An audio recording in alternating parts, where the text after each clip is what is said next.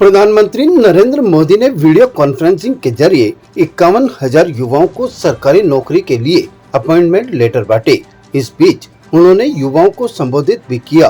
PM ने युवाओं को संबोधित करते हुए सबसे पहले उन्हें बधाई दी और कहा कि सभी ने बड़े परिश्रम से ये सफलता हासिल की है।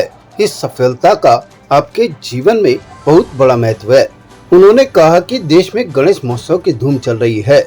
इस बीच आप सभी के नए जीवन का श्री गणेश हो रहा है। जब आप जैसे लाखों युवा सरकारी नौकरियों में शामिल होते हैं तो नीतियों को लागू करने की गति और बड़े पैमाने पर बढ़ जाती है।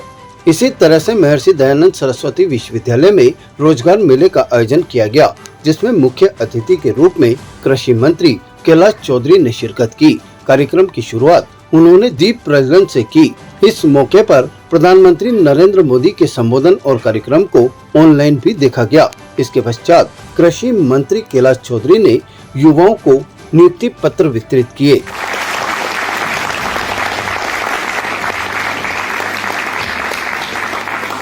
विद्यार्थियों के बीच से किया गया है, इसलिए इस सफलता का आपके जीवन में बहुत बड़ा महत्व है। आज चारों तरफ देश में गणेश उत्सव की धूम चल रही है। इस पावन काल में आप सभी के नए जीवन का इस मौके पर कैलाश चौधरी ने कांग्रेस पर निशाना साधते हुए कहा कि कांग्रेस की ओर से तुष्टीकरण की राजनीति की जा रही है। प्रधानमंत्री नरेंद्र मोदी का सपना है कि 1947 में भारत विकसित राष्ट्र बने। इसमें युवक अपना खास योगदान निभाएंगे। उन्होंने राजस्थान में बढ़ते अपराध, महिला अत्याचार को लेकर भी कांग्रेस पर जमकर निशाना साधा। आदरणीय प्रधानमंत्री जी ने आज देश के अंदर 51,000 युवाओं को सेंट्रल गवर्नमेंट की नियुक्ति के पत्र वितरित किए। प्रधानमंत्री नरेंद्र मोदी जी ने ये 9वीं एपिसोड या किस्त के रूप में ये पैसा जिस तरह से नियुक्ति पत्र दिए हैं और जो लक्ष्य है कि प्रतिवर्ष 10 लाख युवाओं को रोजगार देना, तो आज ये निश्चित रूप से इन सभी युवाओं को ये पत्र प्राप्त हुए हैं। और प्रधानमंत्री जी का लक्ष्य है कि आने वाले समय में 2047 तक भारत विकसित राष्ट्र बने। तो उस विकसित राष्ट्र के लिए ये जो 25 साल है ये देश के लिए बहुत महत्वपूर्ण है और इसमें इन युवाओं की बहुत बड़ी भूमिका होने वाली है, क्योंकि 25 साल में जब विकसित राष्ट्र बनाना है तो निश्चित रूप से उसके लिए हमें काम करने होंगे। प्रधानमंत्री जी के विजन को आगे बढ़ाना होगा। आज भारत जिस गति के साथ आगे बढ़ रहा है, आज भारत की पहचान पूरे विश्व में बनी है।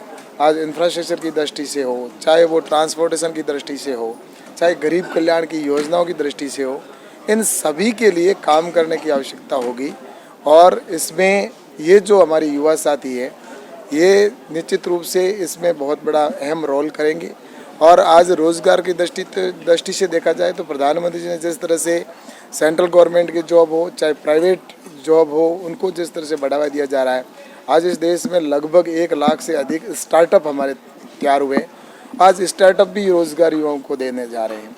और इसके साथ ही जिस तरह से स्कीमें प्रारंभ की गई है कि किस तरह से स्किल डेवलपमेंट हो, उनको किस तरह से सुविधाएं मिले, तो आज भारत हमारा आगे बढ़ रहा है। और इसमें रोज़गार महत्वपूर्ण ज़रूरी होता है, क्योंकि भारत युवाओं का देश है और आने वाले समय में भारत ऐसा हमारा एक विश्व की शक्ति बनी। और आज जिस तरह से प्रधानमंत्री नरेंद्र मोदी जी के नेतृत्व में इन पिछले 9 सालों में जो 11वें स्थान पर अर्थव्यवस्था में था, वो आज 5वें स्थान पर पहुँचा है। और 2027-28 तक इसको हम विश्व की तीसरी बड़ी अर्थव्यवस्था की ओर ले जाएं और 2047 में विकसित भारत बनाएं।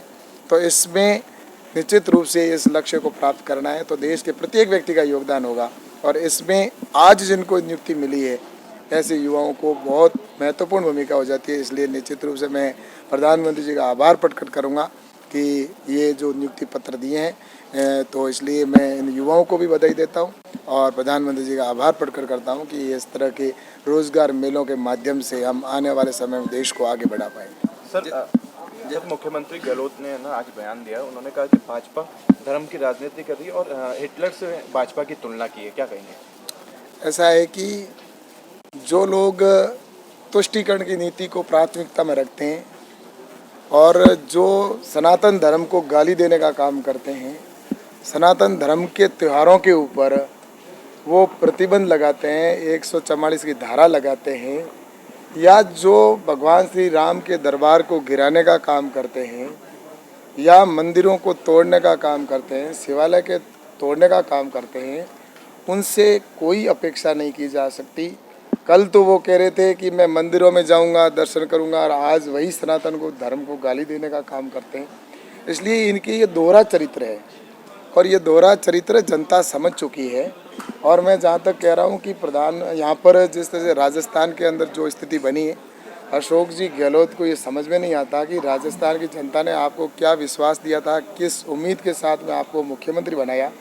आज राजस्थान में जहाँ प्रधानमंत्री नरेंद्र मोदी जी को विश्व में भारत को 1 नंबर पर ले जा रहे हैं, वहीं पर राजस्थान को भी इन्होंने 1 नंबर पर लेके गए। आज बलात्कार में राजस्थान 1 नंबर पर पहुंच गया।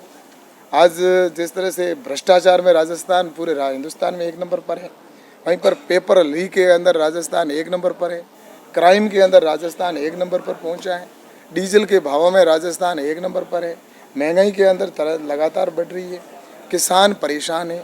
युवाओं से वादा किया था 3500 रुपये बेरोजगारी भत्ता देने का, और किसानों से कहा था कि हम किसानों को संपूर्ण कर्जा माफ़ करेंगे, लेकिन ये झूठ मूठ की सरकार है। झूठ इनका इतना खेल इन्होंने चला है। ये एक तरह से मैं कह सकता हूँ कि अशोक गहलोत की सरकार है वो पूर्ण रूप से असफल हो चुकी है और राजस्थान की जनता परिवर्तन चाहती है और निश्चित रूप से आने वाले समय में इस सरकार को डिलीट करने का जनता ने फैसला कर लिया है। मंत्री जी, और इसलिए मैं आपसे कहना चाहता हूँ कि ये जिस तरह से कह रहे हैं कि ये धर्म की राजनीति है, निश्चित रूप से हमें गर्व है और सनातन धर्म के ऊपर, और ये जो तुष्टीकरण की नीति है उसी का परिणाम है कि आज राजस्थान को दंगों वाला प्रदेश इस अशोक गहलोत की सरकार में बना दिया।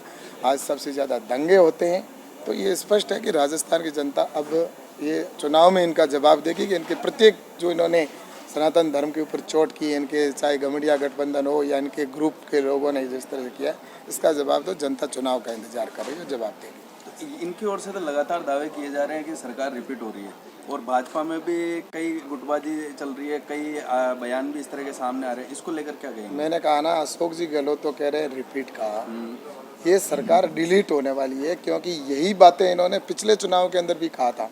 इन्होंने पूरे राजस्थान की जनता का पैसा जिस तरह से ऐड के अंदर खर्च करके और सभी शहरों के अंदर सब जगह होल्डिंग लगाए थे और जगह जगह ऐड दिए थे पेपरों के अंदर, और जिस तरह से कि राजस्थान 1 नंबर पर है। पिछली बार भी इन्होंने ऐसे ऐसे कहा था राजस्थान विकास में 1 नंबर पर है, 1 नंबर अशोक गहलोत मुख्यमंत्री 1 नंबर पर है, लेकिन राजस्थान की जनता ने उनको 21 सीटों पर लाकर सिमटा दिया था।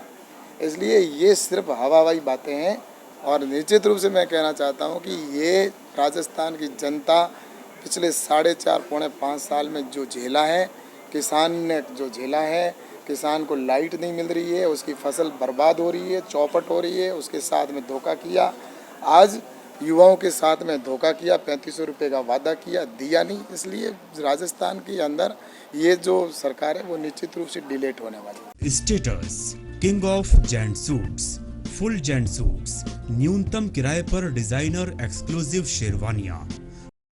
Status designer touch by Lalit, Anasagar झील चौपाटी के सामने, अजमेर।